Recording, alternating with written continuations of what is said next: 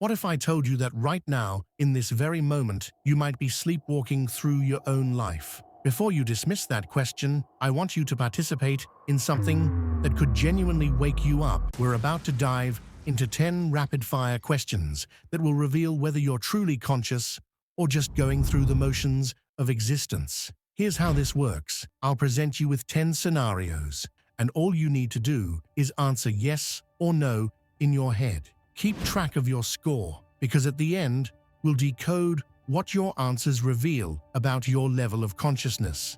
And here's the twist that makes this more than just entertainment. Each question is designed to expose the philosophical traps that keep most people in a state of mental slumber. Question 1.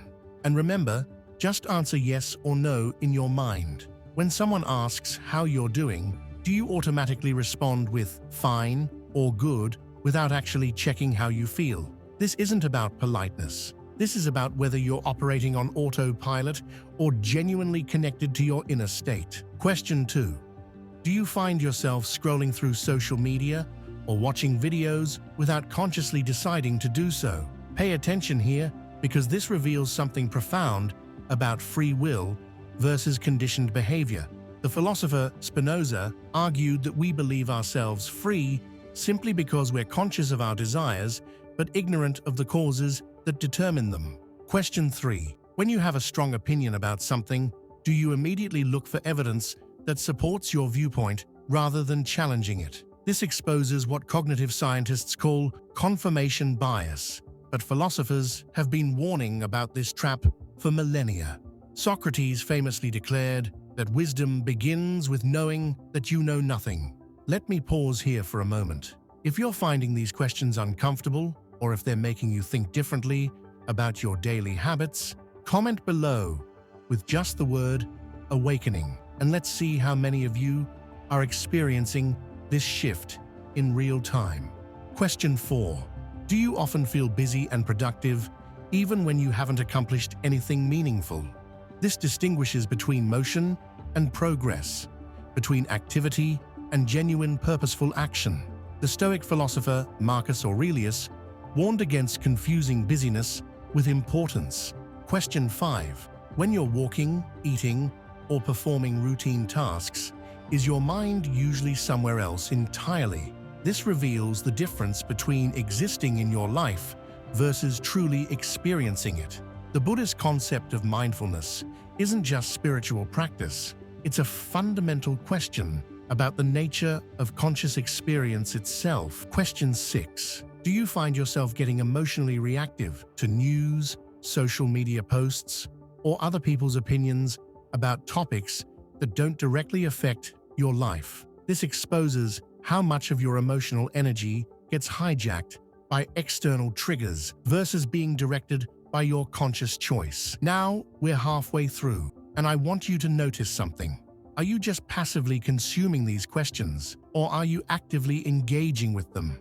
Are you genuinely reflecting on your answers, or are you waiting for me to tell you what they mean? This meta-awareness, your awareness of your own awareness, is itself a sign of consciousness. Question 7. Do you often know what you should do for your well-being, growth, or happiness, but find yourself doing the opposite? This reveals the gap between intellectual understanding and embodied wisdom. The Apostle Paul described this perfectly when he wrote about doing the very thing he didn't want to do. Question 8. When making decisions, do you typically choose the path of least resistance or what others expect, rather than what aligns with your deeper values? This isn't about being rebellious. It's about whether you're living authentically or according to unconscious programming. Question 9.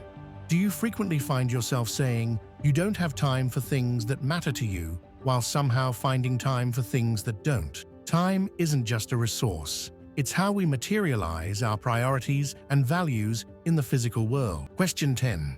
Our final question. When you look in the mirror, do you see someone who is actively creating their life, or someone who feels like life is happening to them? This is perhaps the deepest philosophical question of all.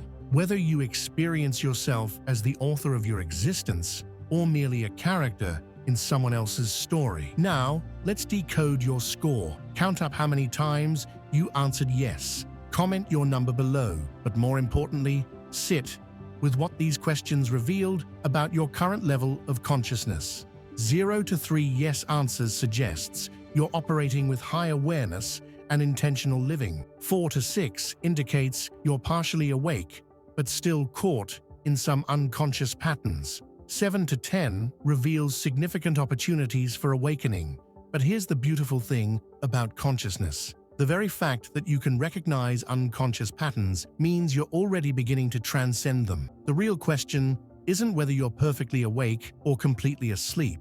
Consciousness isn't a destination, but an ongoing practice of paying attention to how you pay attention. Every moment offers a fresh opportunity to choose awareness over automaticity, presence over distraction, authentic response over conditioned reaction. What will you choose right now?